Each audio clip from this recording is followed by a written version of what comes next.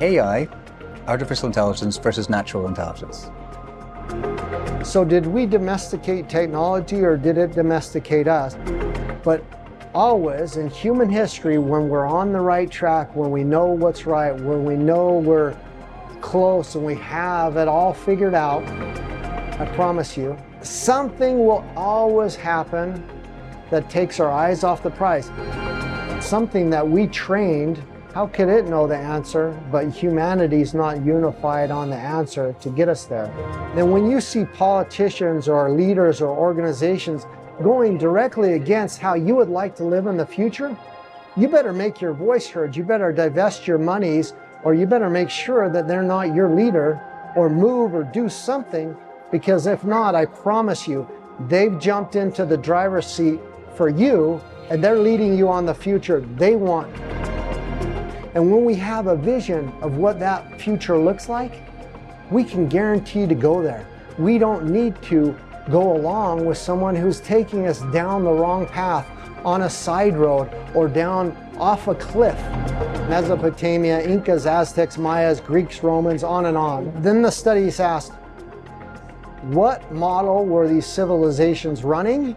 Why did they collapse? All but 5 of the 32 civilizations collapsed because of...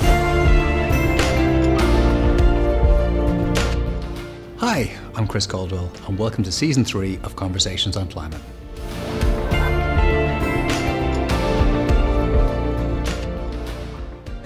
Marc, thank you so much for taking the time to come and talk to us today. I know your schedule is incredibly busy at the Green Vision Summit Expo in Malta. Great pleasure and privilege to be sitting in here talking to you. Chris, it's my privilege, and I'm glad that our paths crossed and we could take the time and have a conversation. I think that's the most important. Absolutely. Now, I must admit, when I normally start these podcasts by trying to introduce my guest, this is something that would probably take the full hour that we have allotted to be talking about your history, your background, all of your achievements, all of the areas that you're interested in. It's you've had one podcast would keep going on. It would. So if I could instead just ask you to kind of define the badge that's most often kind of, attached to you. What is a regenerative futurist, and what does a regenerative futurist do already? So I've been a futurist for a long time. Anything to do with sustainability, regeneration is all about the future. Otherwise, you're not going to be around in the future. And so you have to continually regenerate. Regeneration simply means creating the conditions that are conducive to life to thrive and flourish amid ever-changing life conditions. And so as a regenerative futurist, what's that vision that sets up those regenerative conditions that are conducive for life to thrive and flourish well past 7 generations, well into the future? What do the jobs of the future look like? What does the regulation and governance of the future, what do our energy sources look like in the future? So that's really what a regenerative futurist kind of means and does. The biggest part is where that came from is for the United Nations, I wrote the Sustainable Development Goal Manifesto. But what most people don't know is there's going to be goals after the Sustainable Development Goals, just like there were goals before the Sustainable Development Goals. And that program is called Resilience Frontiers. And it's about building resilience into our systems, and it's goals that are based on resilience. So after the Sustainable Development Goals, there's this program called Resilience Frontiers. And it will most likely be December 2030 to December 2050, the resilient development goals, because we need to have infrastructures and systems in place that give us resilience, so that when the storm or the war or the climate catastrophe comes, we will resiliently be able to bounce back and have that infrastructure in place that gives us energy, water, sanitation, food, the basics, not weeks, months, years later, but hours later. And we started that program with the UNFCCC, the United Nations Secretariat for the Climate Conferences in Songdo, Korea in 2019. And I was the futurist that set that vision because we had to think well into the future, and we called it moonshot thinking back then. And so that's kind of how that ties to that regenerative futurist. Fantastic. And leaning into the Sustainable Development Goals for a moment, so we've got a lot to talk about, but we're only 15% into achieving the Sustainable Development Goals, and we're halfway through the time frame. What do we need to do to get to closer to 100%? Like, how is it? Do you have a vision that might make that possible? Absolutely. So, first of all, most people are totally confused about the Sustainable Development Goals, and I have to kind of apologize. The biggest reason for that is because of the United Nations. The way they were presented to everybody was not a lot of hurrah or information or explanation. They just kind of showed us these bubblegum colors, 17 bubblegum colors, laid out very linear and lateral, 1 to 17. And so if I ask people, have you heard of the Sustainable Development Goals? I'm surprised if they even heard about them. But if they have, they usually say, oh yeah, red's my favorite color. I love number 1, no poverty. That's my SDG. And I say, boy, I'm so glad that you know about that. But what most people don't know is the Sustainable Development Goals are a system. You can't just work on one SDG and not touch on all the others. If you were to try to work on no poverty, number 1, you would automatically touch on all other 17 because they're tied together as a system. And they're not for cities, countries, governments, or politicians. They're for us. They're the basic needs and resources for human beings to thrive and flourish, the physiological needs. It's kind of like Maslow's hierarchy of needs: breathing, food, water, clean water, sanitation, life on land, life below water, all the things that we need and want each and every day. We want food, we want water, we want to take a bath, we want to drink clean water. That's what the SDGs are. And it's just it's a development or an evolution of regular development, how we've lived since the Industrial Revolution, to a little bit more sustainable. It doesn't mean that's the end goal or whatever. It's just a nudge forward to a little bit better world, how we want to live. And so it's for us to evolve how we want to live in the world. And that's kind of my tie to them, and how I want to inspire people to look at them and say, hey, that's why I also wrote the manifesto, is if you were to close your eyes and envision December 31st, 2030, that we'd achieved all the Sustainable Development Goals, that's what the manifesto is. That's what that world would look like. And I kind of want people to envision and think about that and say, hey, I'd love to live in that world. And if they do, then it's a lot easier to work on those goals. And to your question specifically on we're way behind, because we're absolutely way behind. And there is that eco-literacy or the understanding on how to see them. But I believe in the exponential function. I saw what happened during the pandemic, how quickly the whole world changed on a dime, and nobody's the same afterwards, and a lot happened in a short amount of time. We've seen it with wars and other crises around the world where humanity does amazing things, but I truly understand the exponential function and how just a few little actions can go exponentially very quickly. So if everybody were to get on board and understand who and what they're for, it's not a conspiracy for Klaus Schwab or anybody else. It's for a better life for you and how we live in this world. I think most people say, yeah, well, I definitely want to live better and have a roof over my house and the basics. And when they get that, I think the rest of the world and governance can quickly get us there in an exponential fashion. The tools, technology, the ideas, they're already there. Yeah, absolutely. And I think that answer really kind of sums up your frame of thinking, like how you believe things are so interconnected and how we can be finding paths through complexity. I'm interested to know a little bit about your background, because obviously we can only grow in the soil we're planted. And how did you kind of come from fifth generation farming community background into the United Nations and the World Bank, and what was the path? Yeah, thanks for asking. So I'm the sixth generation of Germany's largest organic farmers, Europe's third largest organic farmers. and I inherited it from my grandfather. But really, I got into this through my family, my mother, my father, my grandparents, and then I had wonderful mentors. So I don't want to discount them, but my family loved the outdoors. They loved farming. They loved going camping, river running, hiking, skiing, river rafting, all sorts of things in the outdoors and nature. And my father taught me this golden rule: treat people and planet like you would like to be treated. And always, when, especially in camping, my father always taught me, leave every place you go and you camp and you visit better than you found it. Pack more out than you packed in. Don't leave your trash there. Pack more out and make it cleaner and nicer for the next people. And I always took that there, so I got a lot from my family, so I really have to be thankful for that.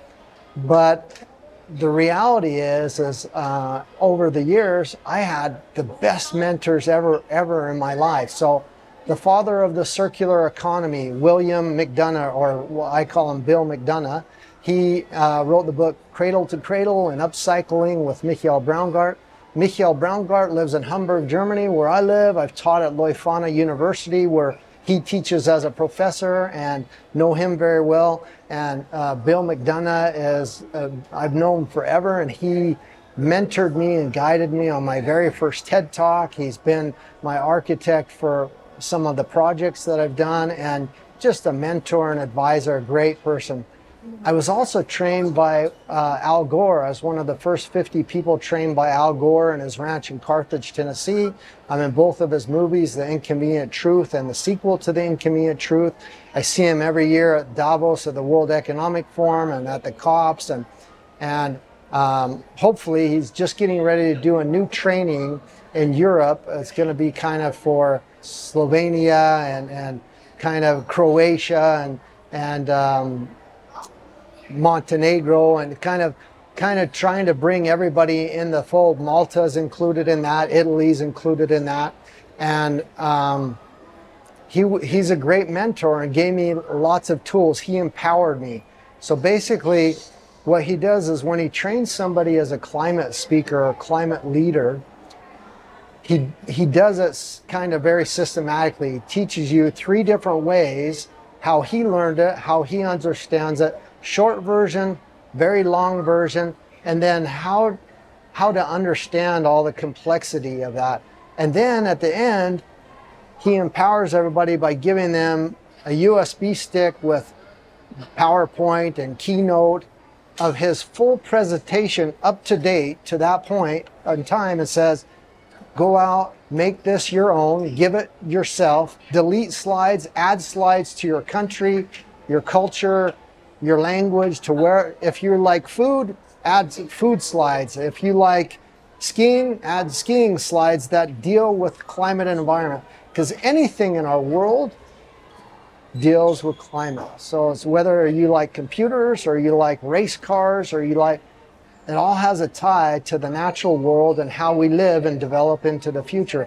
And that empowerment gave me a lot. And I took it and I went off with that. And then he gives you this network on the back end that says, hey, we're going to give you a back office called the Climate Reality Hub.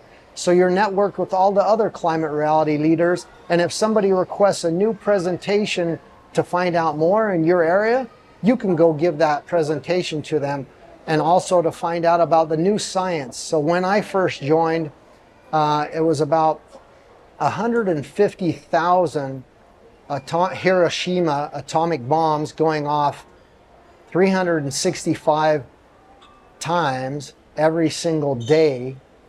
You know what the number is today? 750,000 Hiroshima atomic bombs going off every single day, just since I've been doing this. So that's a great mentor. One, I could tell you a couple more, but one last one. I studied ecological economics at the University of Maryland with Herman Daly. Herman Daly is the father, or the second father, of ecological economics. And he left the World Bank. He was an economist with the World Bank, doing a lot of things with the UN and everything. And he left because he just couldn't stand capitalism and the broken economic systems of our world. And he left in an open letter to the New York Times saying how bad growth and capitalism is and extractive economies are, and then went to teach about ecological economics and wrote numerous books, Beyond Growth and many other greats. But he kind of started this thing called steady state economics, was his main call. And he died a couple years ago in October, and we lost someone great, but he left a huge legacy to make people aware that there's other economic models besides the ones that don't work: capitalism, extractive, growth, GDP, things like that. And there's tons of ecological economic models. So, and I think what it is once you shift your mindset, or you kind of start to look and think in these areas, it's an attraction factor. A lot of people just kind of gravitate towards them, or they gravitate towards you, and it's a community, and you feel, supported. And I've been very fortunate to be that. And all these people were always open to humanity and to the earth. So they're not like, oh, I can't talk to you, They'd be glad to talk to you, whether you believe in fossil fuels or bad things in our world, because they wanted to spread the awareness what situation we're in the world. Okay, yeah, I'm absolutely on board with that line of thinking. I think, but historic models of economics entirely broken, proven to be broken, just fundamentally don't work. Just fundamentally misunderstand the human being. Just fundamentally misunderstand what makes us happy. Misunderstands what we need in the world to thrive, to survive, to get to circularity. But the message isn't out there sufficiently yet. How do we get that messaging out? How do we get people to understand that the way that we're doing things isn't working, and we need to change, because otherwise there will be no future for next generations? Sadly to say, I don't think we should actively do anything to sabotage the system to get people to make that change. But things like the Ukraine war, the Gaza, the Brexit, the pandemic, the Trumpocalypse. What I mean by that is just the whole him being president and him now trying to get back into that, and the others, the Putins, the Shays, the Bolsonaros, or whatever politicians that are trying to get in. What happens is when those things occur, people have to take a closer look at the lives they're living, or the situation that they find themselves in.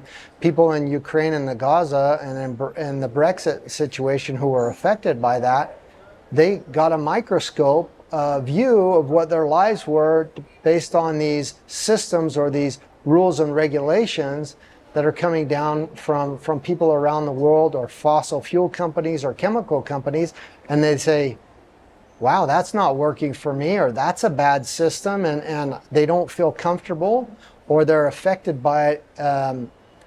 They're really affected by it, and so then they start to look, is there anything else? Is there another system? Is there another model out there that we could switch to? And as they look, they're more open and aware for the other opportunities. That's when they say, oh, I didn't even know there was ecological economic models out there, and there's more than 32. Donut economics, circular economics, you spoke about a few of them.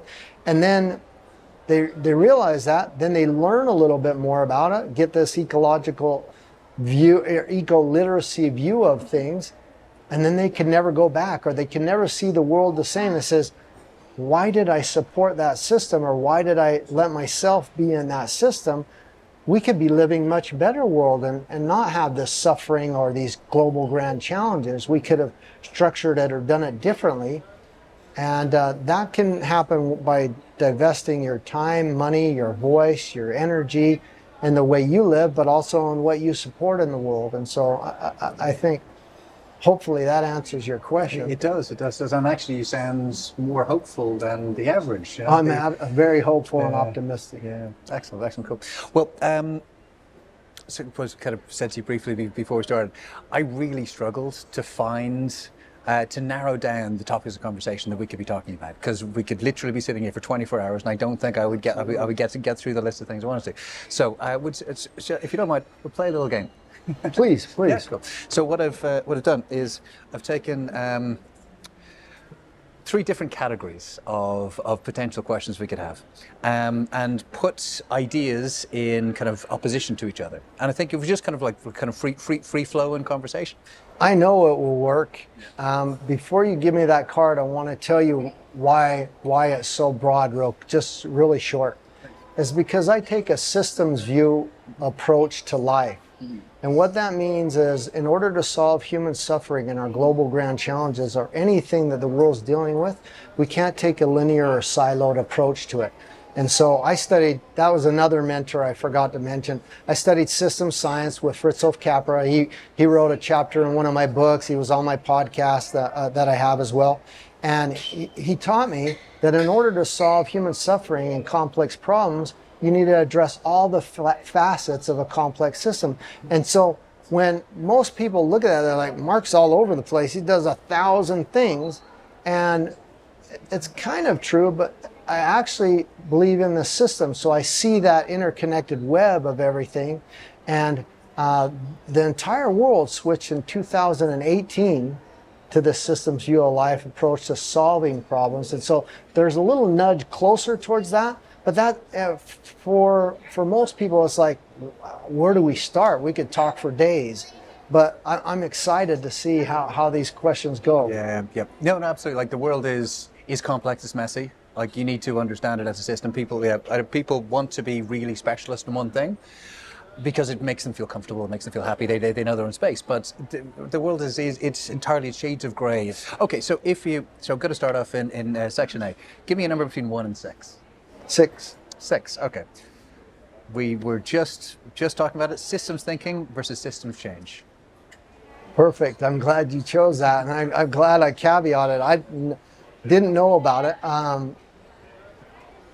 Everything in our world is made up of systems. So our Earth has 5 systems: hydrosphere, cryosphere, biosphere, atmosphere.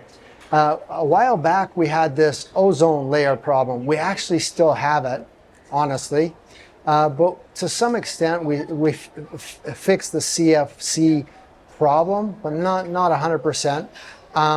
If one system out of those 5 systems breaks down or collapses or has a problem, the other 4 have to compensate to fix that. But the other most important thing that most people don't understand is not one of those systems controls the other 4. They're all gooey and work kind of alongside each other, and they need each other to thrive and flourish. Well, let me give you a more personal example. Our body has 11 systems: the skeletal system, the digestive system, the nervous system. We have 11 systems in our body. But if you break a leg, or you hurt a muscle, or something's wrong with your digestion, the other 10 systems try to compensate, so that you're either going to get sick or be disabled or die. And the other systems try to help you get back. But not one of those systems, the brain doesn't control the other 11 systems. The skeletal system doesn't control the other 10 systems. They all work in harmony together.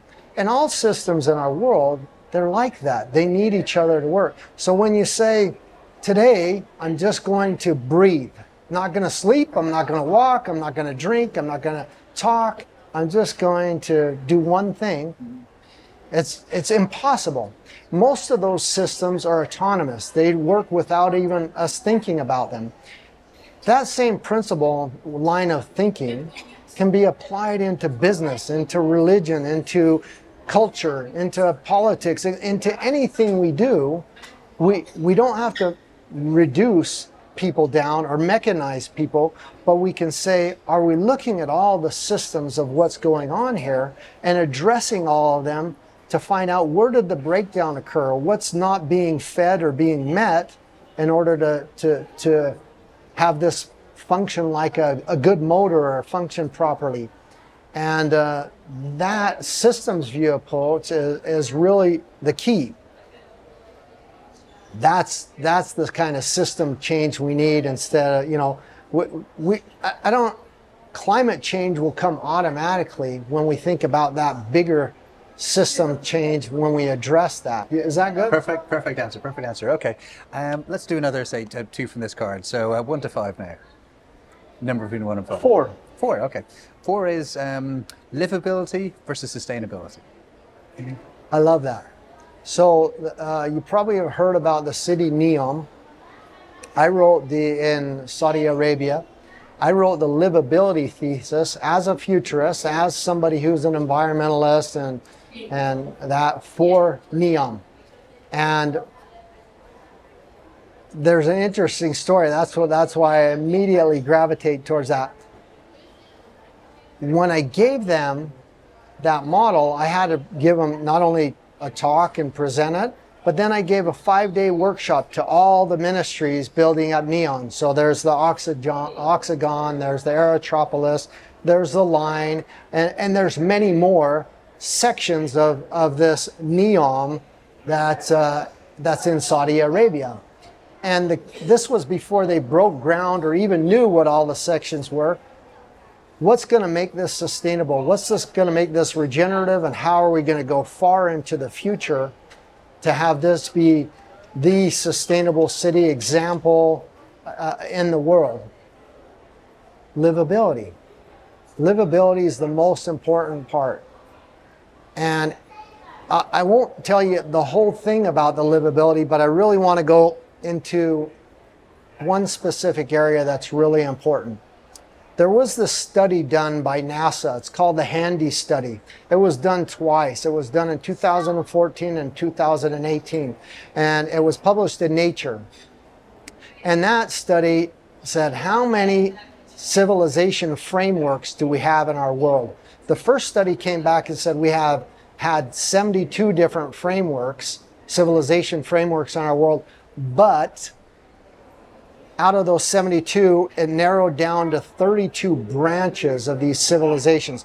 Early antiquity, Mesopotamia, Incas, Aztecs, Mayas, Greeks, Romans, on, to 32. And then the studies asked, what model were these civilizations running? Why did they collapse? And can we get any learnings out of this? All but 5 of the 32 civilizations collapsed because of ecological or environmental collapse. That means infrastructure, basic resources, breathing, food, water, agriculture, food, sanitation, something is why they collapsed. And those 5 that collapsed that weren't part of that were because of disease, disruption, displacement. Those were basically the 5 that collapsed because of disease, disruption, or displacement. But all 32 were running the exact same model, civilization model. And it was a hierarchy model where a king, ruler, emperor, priest, somebody, one person was at the top of that hierarchy model, and peasants, slaves, laborers, and farmers were at the bottom holding up that model. Now that's interesting in and of itself, but the most interesting thing about it is none of those peasants, slaves, laborers, or farmers were indigenous to the civilization. They were all taken from another culture, another land, another civilization, brought in to build up the hierarchy, the civilization. And then once the civilization was close to being built up, then they needed to go away, or after it was being built up, they needed to go away, or somehow it led to a collapse.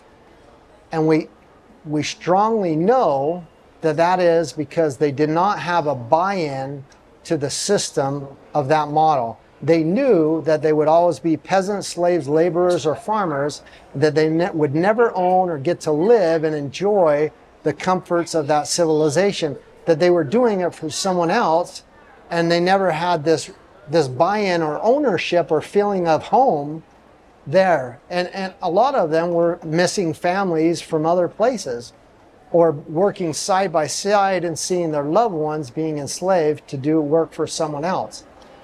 That model is being perpetuated today in Saudi Arabia, in Dubai, in those places that I wrote the livability thesis for.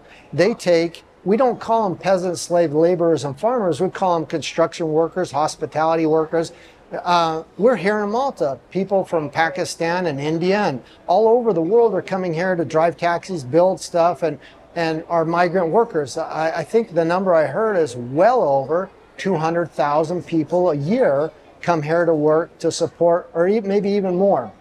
They don't have a buy-in. They're sending their money home. They only get to stay here for a short period of time, work visa. They will never feel like Malta is a home.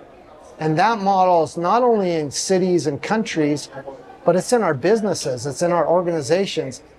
People are coming in to work 9 to 5 to build up some company or some brand, but they don't have buy-in or ownership.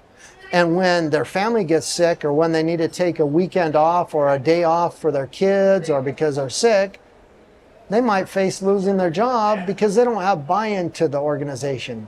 And that's what the pandemic showed as well, going back to a previous question I answered for you, is that when people, there is no work-life balance, but when people don't have that buy-in and they don't feel like part of an organization, it's a model for disaster. And so that's why the next step is regenerative organizational models, ones that care about how we live and how we work, and we have a buy-in to everything we do. We know we're part of that creation. It wasn't some politician or some government or some country. We were part of that. It's our home. We can be proud of how we live, and there's no worry about working 10, 12 hours a day. If you know, you get to enjoy it, and you get paid a fair wage, and you get clean water, sanitation, good roof over your head, and can support your family. Then the whole system changes. Yeah, beautiful vision. We do on one? Sure. So, yeah, again, we've done 4 and 6, so 1, 2, 3, or 5? Let's go with 1. 1, okay. Anthropocene versus Symbiocene. Okay, so we're in the Anthropocene now. The Anthropocene is the age of man-made climate change. And really what we're doing is we're shaking our finger at ourselves and politicians and everybody else, saying, we've created this problem. And it's true. We've created the situation that we're in. The way we live is how we've evolved, and we're part of what it is. But only some of us are shaking our fingers. Yeah, only some of us are shaking our fingers. Some are pretty happy with the situation. I'm definitely not one of those. But there's many people around the world who've thought about other ages in the world of how we can live, or epochs. So the Anthropocene is an age or an epoch, and it's a time period that we find ourselves in. We desperately need to get out of that, and the way we get out of it is by transformations. There are 6 major transformations to get out of it. Now, this term Symbiocene, there's many other terms for future ages or epochs that could be or could come. Sustainocene, Novacene. James Lovelock wrote a book, The Novacene. So that's another form of that. And then the Symbiocene that you mentioned, that comes from a book, Earth Emotions, from Glenn Albrecht. And he got the term from Lynn Margulis, who coined symbiosis. And he said, we should really try to go to the Symbiocene and work in symbiosis with the earth and all other living beings on the earth in cooperation and collaboration. He said, we need new words for a new world. Too much of our terminology, vocabulary, and the way we act is this anthropocenic vocabulary, and how bad and doom and gloom our world is. It doesn't give you a lot of hope to say how bad things are and how bad we're acting. We need new worlds that say, hey, there's a vision, a hope, and optimism for a better world. And if we have that new words for a new world, new terminology, then we can start to nudge that way, as well as the other things we've talked about how we act, thinking in systems, and kind of going into that relationship. The last thing that I say about the Symbiocene or symbiosis is it's really interesting, because really until that emerged through Lynn Margulis and through people like Glenn Albrecht, raising the awareness of symbiosis and even helping people understand that it means working with all other life and cooperation and collaboration, that we have symbionts in our body. We're a symbiont of this earth, and we need the earth to kind of survive ourselves in this cooperative, playful life that we're in. Before that was neo-Darwinism, Darwinism, neoliberalism. It's basically a misunderstanding of what Darwin meant with natural selection, survival of the fittest, only the strong survive, or severe competition. A lot of people think that's how the world works, and that only a few strong survive, or that we have to fight, and it's only the strong survive and we have to compete against one another. Lynn Margulis said, no, that's not how the world has ever worked. The way our world works is in symbiosis, cooperation, collaboration, working together with these symbionts to thrive and flourish. And that's really what symbiosis means. Fantastic. Can I just pull a couple of those threads together? One, that we've had a whole series of human civilizations that have not made it, stood the test of time. And two is, well, we need to move towards a more sustainable world. I've always, or at least I've been thinking recently, we need to be pulling at more indigenous knowledge and indigenous information, because these were the civilizations that have been living in harmony with the world for thousands of years. And we have forgotten all that knowledge, we've forgotten all of that experience. And we're now going down a very, modern, neoclassical economics kind of view of the world, which is, frankly, completely destroying our planet. But is there an inherent conflict in that, where I'm kind of looking and maybe putting up on a pedestal indigenous knowledge of civilizations that haven't stood the test of time?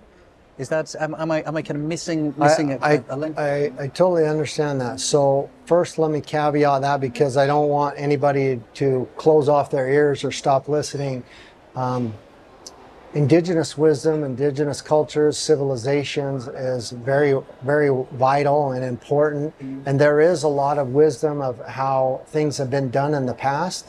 But I want you to know, you're indigenous, I'm indigenous. I crawled out of the primordial soup of this earth. Nobody was dropped off on spaceship America, spaceship Germany, spaceship Malta. We all are regenerative. 3.8 billion years ago, that process of regeneration and life on Earth emerged onto the scene with bacteria and microorganisms. And eventually, human beings crawled out of this earth, this primordial soup, and evolved. Development is another word we use, but evolved into the Homo sapiens that we are today. So I'm very indigenous, and I have full respect for past cultures and sacred grounds, but I am also indigenous, and I want you to know that even though I'm indigenous, I haven't forgot where we sprang up on, and that we're all star stuff. We're all made of the basic elements of life that were formed from explosions in the interiors of collapsing stars to bring us to this point here where we are today. And so we've forgotten a lot, and we try to divide ourselves from indigenous and non-indigenous into classes and hierarchies. That's where the problems occur. We are part of nature. The same processes in a seed. Seeds and plants are sentient. We're sentient. There's this big discussion about artificial intelligence becoming sentient, or we're worrying about it killing us or taking us over.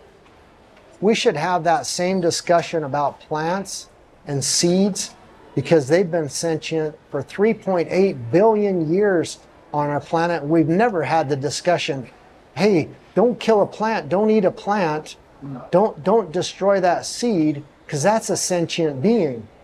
But with artificial intelligence, we're worried about that.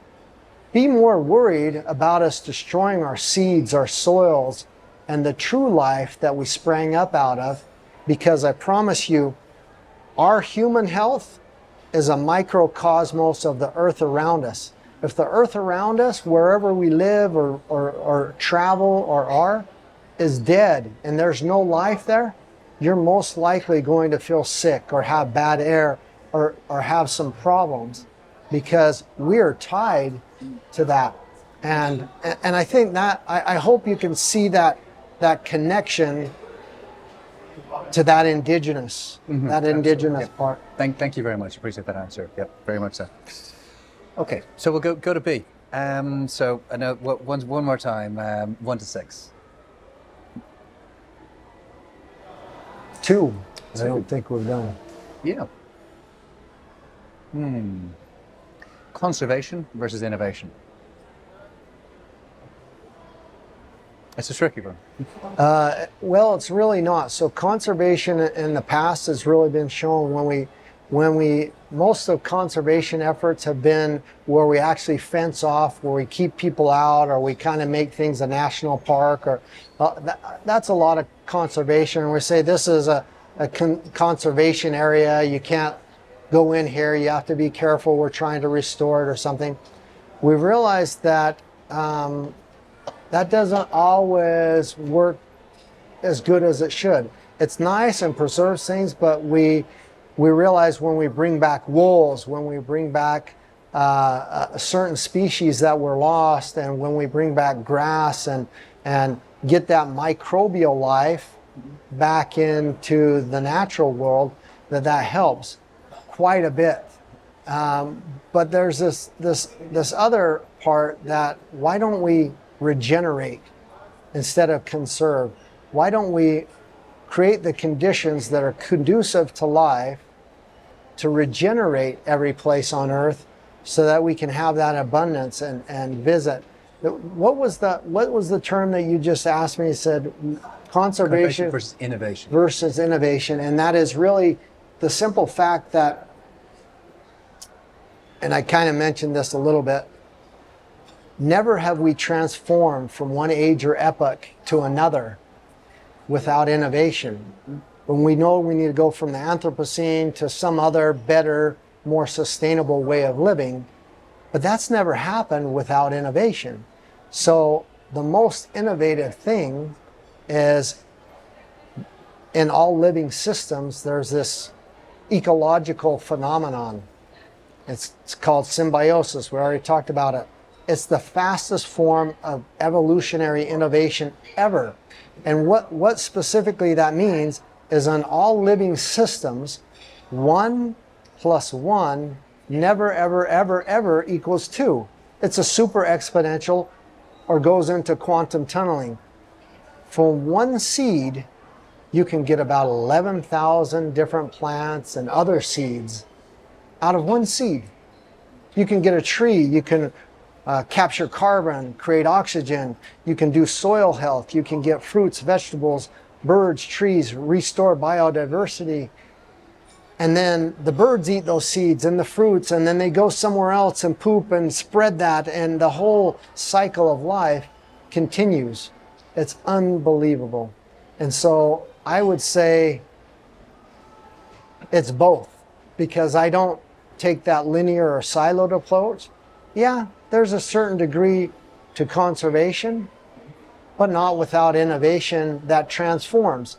So we don't need a new delivery app or a new app that says you've just stepped into a conservation zone, please back off, or AI to show us a virtual or 3D something of conservation or of the natural world that we can no longer visit.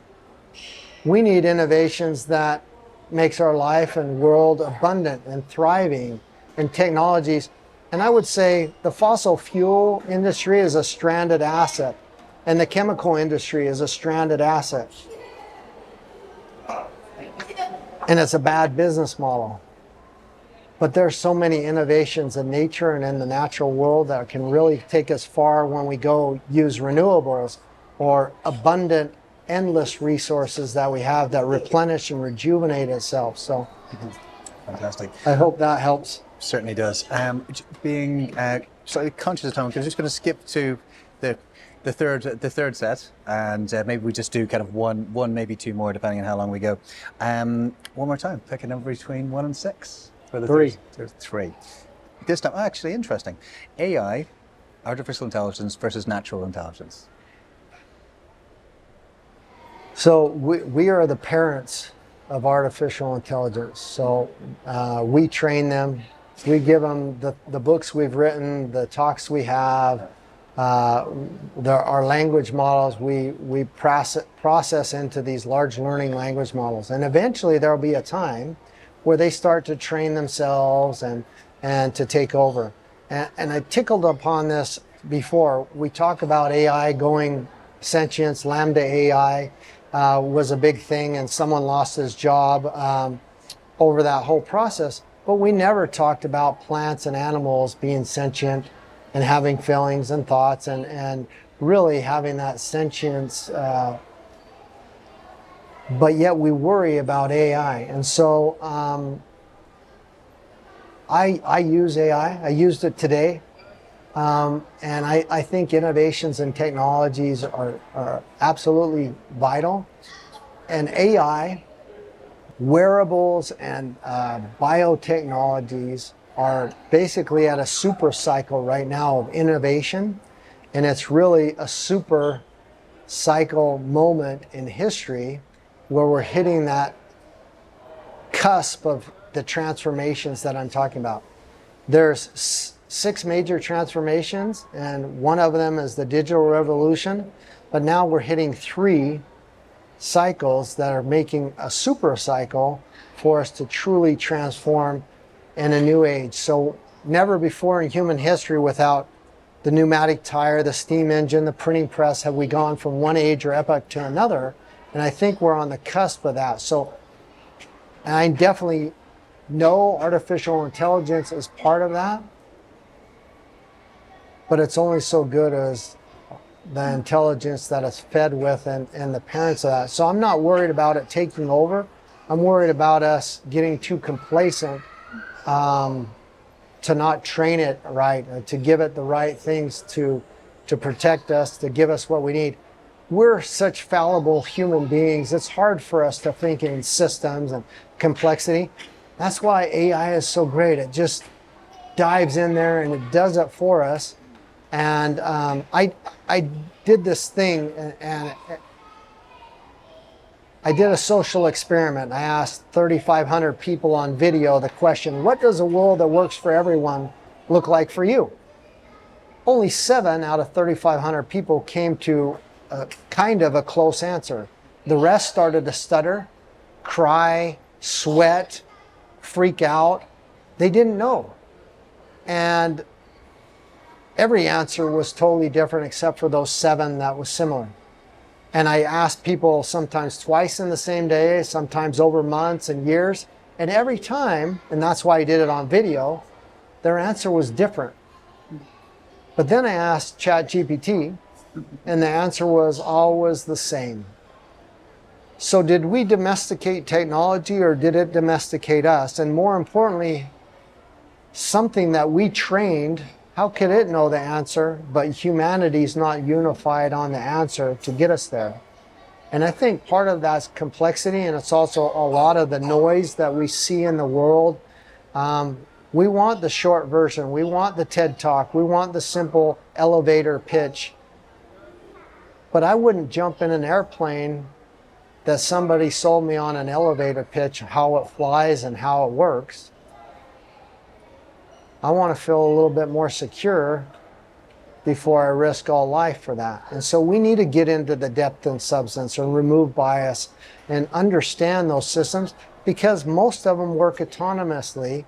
And I think that's the best way I can answer that question. I think it is good, and I have technolust. One of my first degrees in computer science, so I definitely know it's on the cusp of something besides a hell of a distraction and a good time to entertain and do great things. But yeah, if someone had have told me 25 years ago that we would have the power that the internet has, basically all human knowledge at our fingertips, communicate with anybody at any part of the world at any time, essentially cost-free, I would have thought we'd be in a much better place than the actual uses of that technology has brought us. I would have thought we would be in a much more efficient world, a much more peaceful world, a much more creative world, much more innovative world, and in a much more productive world. Instead, we're distracted. Instead, we're filled with misinformation. Instead, we're filled with it hasn't worked out as I would have imagined it. And I also imagine AI will go down the same path. I think with the risk of it, one of the big risks to see with AI is we do become lazy. We lose creativity. We pass it over to a machine. But we forget about the natural world around us. Like, so for example, we've only tapped into a small fraction of the medical potential of the Amazon rainforest. But to keep AI running and keep AI fueling, we're going to be chopping down, using more of our natural resources. And we're trying to use our natural resources to get AI to be making us with new medicines and solving some medical problems. But we're not examining what is right there. What's evolution? What's thousands, millions of years of evolution is sitting there in the rainforest waiting for us to discover. I'm not as positive about the future of AI as you are, I think. I hope we make that curve. It's already out of the box, and there's a great book, The Coming Wave is a really fabulous book about AI, deep mind and things there. So we need to make the best of it. It's too late to put it back in the box and get rid of it. A lot of things are going to happen, but I think we need to go through some pain points to kind of get us all to wake up. I'm sorry to say that. There's numerous examples in our world of that, and I want to give you a big one. So there was a book written in 1938. It's called Soils and Men. It was written by the U.S. Department of Agriculture in 1938, so a long time ago. And in that book, it talked about cover crops, the importance of not using chemicals and pesticides, no-till. It talked about regenerative ag. It talked about all these things to preserve water. And I am just baffled. 1938, how in the hell could that be that we had that knowledge about food back then? And what happened? Well, first of all, the book is double biblical size. Nobody probably read it. But I'll tell you what happened. 1939 was the war, World War, right? And the war machine took over agriculture.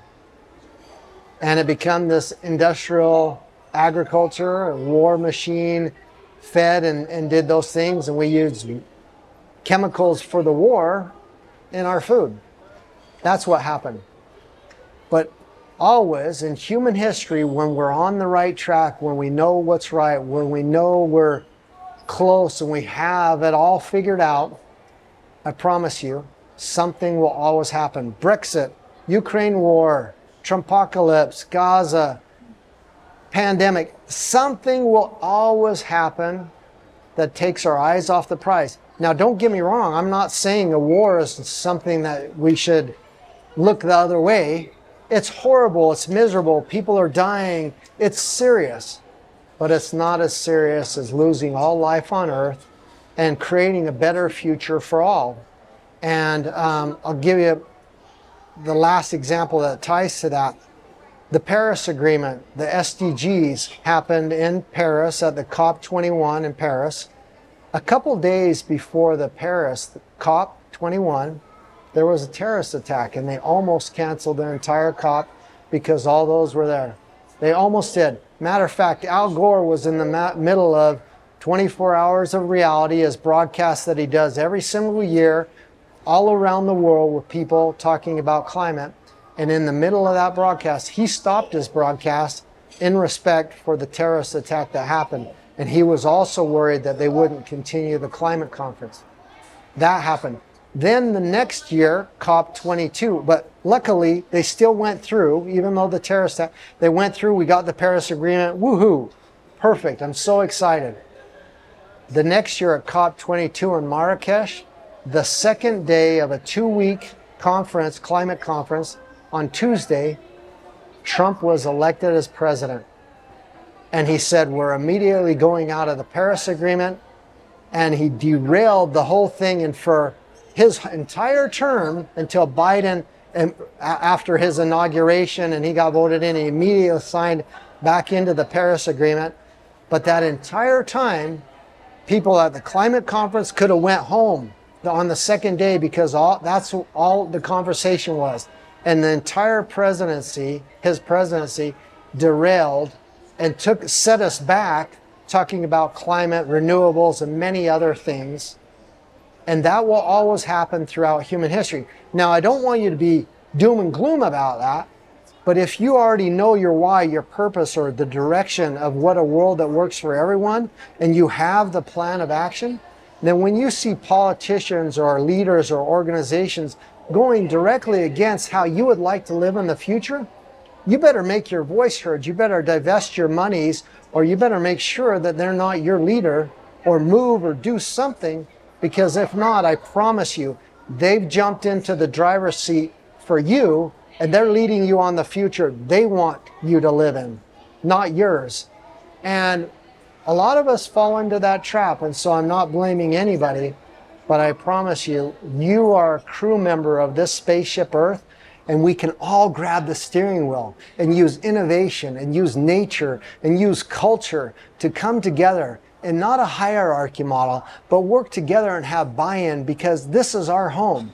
We are indigenous, we are part of this, and we can guide the ship on the future that we want to live in. And when we have a vision of what that future looks like, we can guarantee to go there. We don't need to go along with someone who's taking us down the wrong path, on a side road, or down off a cliff. And that's what pretty much the people that I've mentioned numerous times throughout our talk are doing, and I don't support any of them. And I'm letting them know that's not the future I want to go on. The future I want to go on is the Sustainable Development Goal Manifesto that I wrote. That's a future I think would work for all humanity. I want the world to work for 100% of humanity in the shortest possible time, through spontaneous cooperation, without the ecological offense or disadvantage of anyone. And I want to empower billions of global citizens to live an adaptive lifestyle of health and sustainability within the safe operating spaces of our planetary boundaries, because I know that's how we will thrive and flourish, and we'll go beyond 7 generations, and we'll live an abundant life. We won't say, did you do your ESG reporting this year? We won't be talking about sustainable development goals. We'll be worrying about a lot greater things. We'll be doing art and having fun and living the good life. Mm-hmm. Sounds great. I always ask, as a final question, for a little piece of advice for the viewers and listeners, but you've already nailed that. I don't think I could ask for any better finish than that. So I'll just say, wholeheartedly, thank you so much for that. Thank you so much, Chris. It's been absolutely fabulous. I've enjoyed it. Thank you very much for joining us on that conversation. We hope that you enjoyed it. We hope that you learned something. If you did enjoy it, please feel free to leave a 5-star review and to subscribe to any of our channels, and we'll be sure to keep you updated on future productions. These are conversations that you just can't afford to miss.